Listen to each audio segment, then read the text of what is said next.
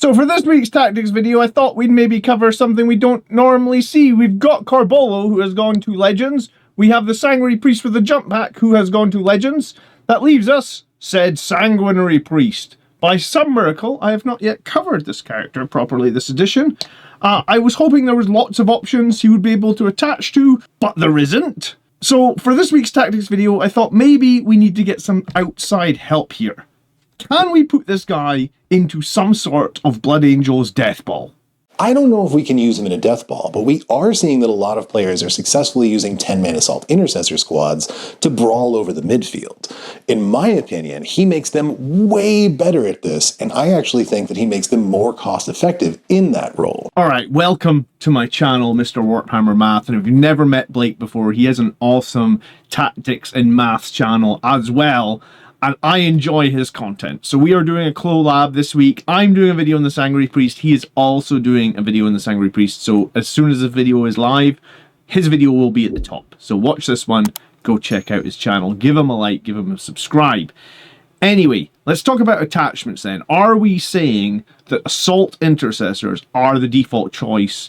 And is that what we're going to do some maths on? As of now, the only dedicated melee threat that we can pair him with are Assault Intercessors. So, if you pair him just with the Assault Intercessors and not with a character or other unit, you've got a big, durable brawler unit that can actually flex into taking out a lot of big targets. And they can still deal with a lot of the small targets that you're likely to see early in the game. Okay, before we do go too much further, we should just quickly clarify what a Sanguinary Priest is, what he is bringing. He's bringing a 5-up Feel No Pain to those 10 Assault Intercessors. That essentially gives them 33% more durability, and we'll look at how good that is point for point in a minute. He's also going to give every weapon 1 additional AP while he's leading a unit. This will also apply to his Chainsword. His Chainsword hits on 3s. He gets 6 attacks on Liberator Assault at strength 6. Add that to the 9 Assault Intercessors, each taking 5. Gives you a total of 51 Chainsword attacks. Strength 6, AP 2, 1. You also have the Sergeant with Power Fist at strength 10, AP 3, 2. Rerolling all wounds of 1, or rerolling all wounds if your opponent's models are within range of the objective marker. So if your opponent's on the objective and your guys are sprung around the edges, you are still getting full wound rerolls. 225 points. It does seem like a boatload of Chainsword attacks though, doesn't it? It could also be a little bit of a concern around the Sanguinary Priest being toughness 4 and only having 4 wounds, and he really isn't that strong in melee or even in shooting himself. Although he only has 4 wounds, he does benefit from his own Feel No Pain, which means he kind of functions more like a 6-wound model. Also, he likes to be with large melee units, and he's not very much of a melee threat himself, which means although he is at risk of being picked out by precision weapons, you are at liberty to keep him in the back, maybe tucked around a corner so that nobody can see him and thus can't use their precision. He also can buff the hell out of a melee unit, and in my opinion is well worth the points if you're using him in the right role. Alright Blake, challenge accepted. Let's get into some of the math. So let's talk about what could be the right role for them. You know what? What's really interesting here is I took a unit like Deathwing Knights and I've manually changed some of their toughness and the strength of these weapons to account for the fact that they are -1 to wound. I'm going to need to improve my damage tool. I feel like every week I say this, every week an improvement, and every week I improve it and something comes up to trick me up. So if the Deathwing Knights are -1 to wound, and I also manually adjusted the Power Fist strength down here to make up for it. So if we are -1 to wound, this giant unit with its 50 Chainsword attacks, rerolling wounds of 1, and its 3 or 4 Power Fist attacks, rerolling wounds of 1, they're actually going to kill, because of the AP 2 from the extra point of AP with the Sanguinary Priest, they're actually going to lift 3 Deathwing Knights. If the Deathwing Knights are on an objective, then they're actually going to lift 4. And if anyone has played against these Deathwing Knights with -1 to wound, -1 damage, the -1 to wound is if your strength is higher, and it would be because of the +2 strength and Liberator Assault group, this unit is nightmarish.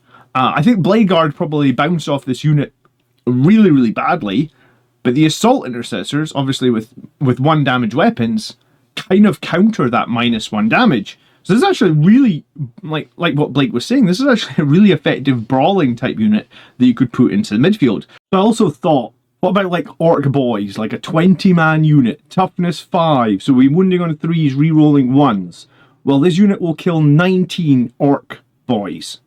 Which is pretty good, and that is with no buffs, and that is only with re-rolling 1s. So if they're on an objective, you are wiping the unit.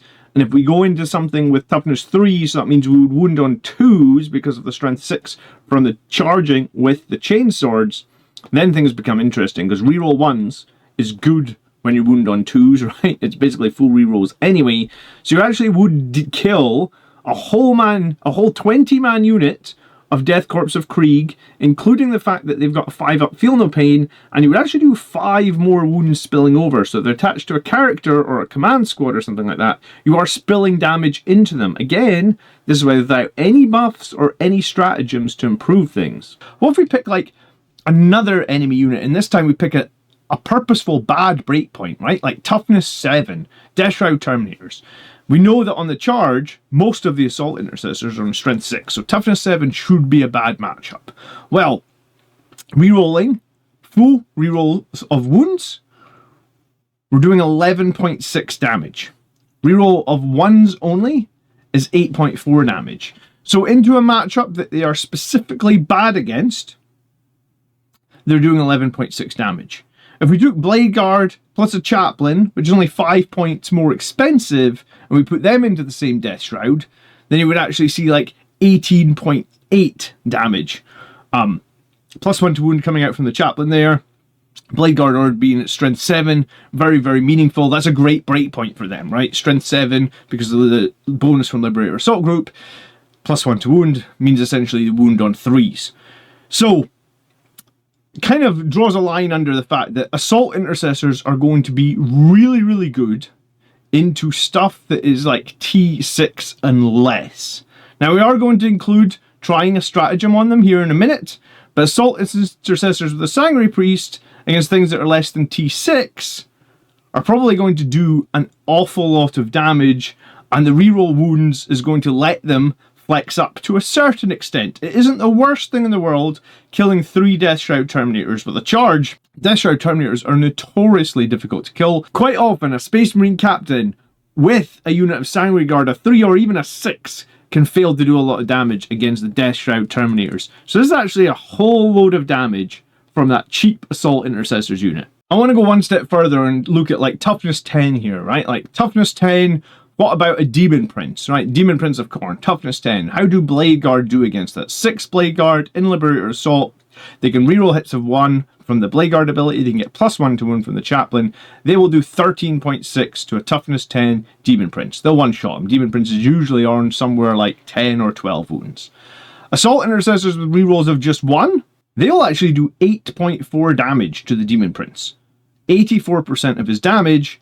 And if we have full rerolls on wounds, if that Demon Prince is on an objective, then we are actually managing to kill that Demon Prince. It's just literally, it's 50 chainsword attacks. I guess when you've got full rerolls to wound and you've got that plus 2 strength, that's just a lot of dice you're going to roll, and it is going to add up, essentially, to quite a lot of damage. So based on this, my analysis would be somewhere in the region that the conclusion is, this is a more deadly unit than I have been giving it credit for. If we ever were to combine Oath of Moment or plus 1 to wound, then this would actually be able to flex, as Blake said, into damn near anything. It's cheap, it's massively good against toughness 6 and lower in Liberator Assault Group, and they're really efficient against enemies with 1 wound, because no damage is lost, or enemies that have minus 1 damage, again, as no damage is lost. You could argue they're also very efficient against 3 wound models as well, because most of the time, Blood Angels cannot hit with 3 damage. So just to play devil's advocate, if we did take Oath of Moment, and we did take lethal hits and plus 1 to wound into this equation, this is where it gets a bit bonkers, without even using Oath of Moment, just taking lethal hits, plus 1 to wound on the reroll wounds into a Bloodthirster of Khorne, which would typically be wounding on 5s, you improve that to wounding on 4s, you give lethal, you give full rerolls to wound, you leave it with less than 1 wound remaining. If you take Oath as well, this unit will one-shot a Bloodthirster of Khorne.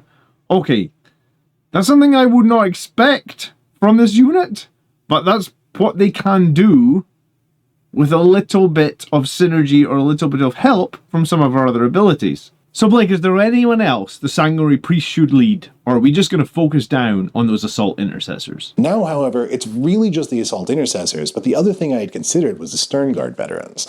Unfortunately, Blood Angels players typically use Sternguard veterans in small minimum size units so that they can buff other characters, specifically a Smash Captain. I don't actually feel like the Sanguinary Priest works very well in this role, so I don't actually think that the Sternguard veterans are another option. I think Assault Intercessors are kind of the only way we can go with him at this point. Yeah, I kind of agree with that. I think that we should keep the Sanguinary Priest with the Assault Intercessors. That way they're not hogging our Oath of Moment. It frees it up to let us do various different things. So if we've established this unit can brawl a little bit into multiple targets, how does it do when it gets targeted, right?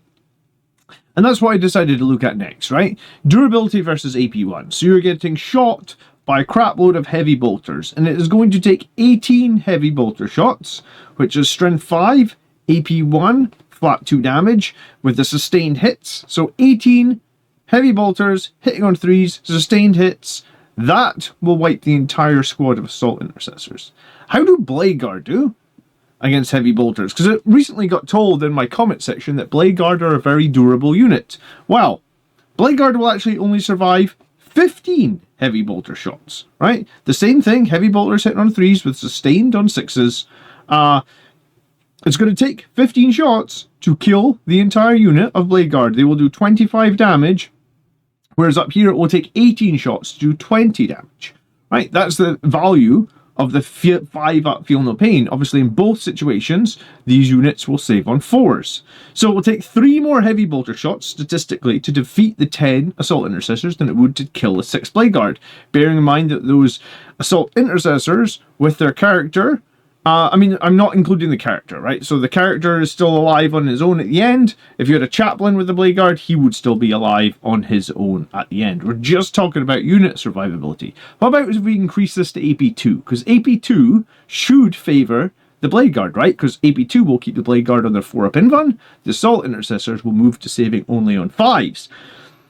Before I show you the slides, remember, saving on 5s with a 5-up Feel No Pain is actually statistically better than a 4-up invuln. So against AP2 Banshee Blades, right? So a unit of Howling Banshees charge your Assault Intercessors. That's 20 attacks with Anti-Infantry 3-up. Strength 4 AP2. Against the Blade Guard, they're going to do 8.9 damage. Against the Assault Intercessors, they're actually going to only do 7.9 damage. So Assault Intercessors with the Priest are more durable, slightly, ever so slightly, against AP2. And the interesting thing here was, if this was on an objective, you would only have 4 Blade Guard left, leaving you OC4 plus a character potentially, OC5, whereas over here you would actually statistically have 7 Assault Intercessor left, leaving you OC14 plus a character, so OC15. So 3 times the OC value against a unit of Howling Banshees. I mean, the takeaway from this slide is Howling Banshees are actually not good against killing Marines in this situation. But regardless, my point stands that in AP2, the Assault Intercessor's actually totally fine. Does your opponent want to be wasting AP3 firepower on a unit of Assault Intercessors? I would argue probably not.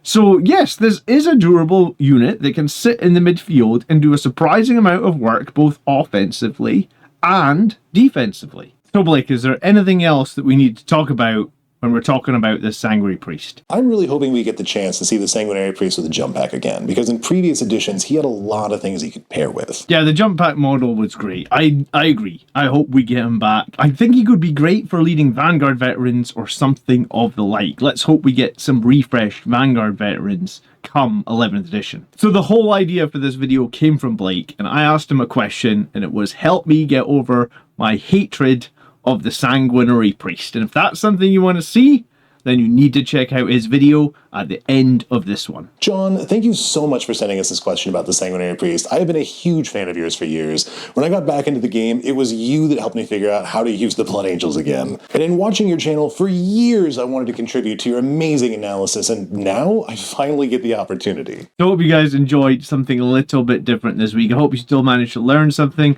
Obviously, Blake's video is over here, and he's got tons of maths and graphs, and if you like to know more things that the Sanguinary Priest and the Assault Intercessors can deal with, check it out now. If you'd like to stay informed with all things Blood Angels, please hit the subscribe button or become a channel member here on YouTube. I hope you've enjoyed this week's tactics video. Thank you so much for watching. Until next time, my friends, by the blood are we made strong. Peace.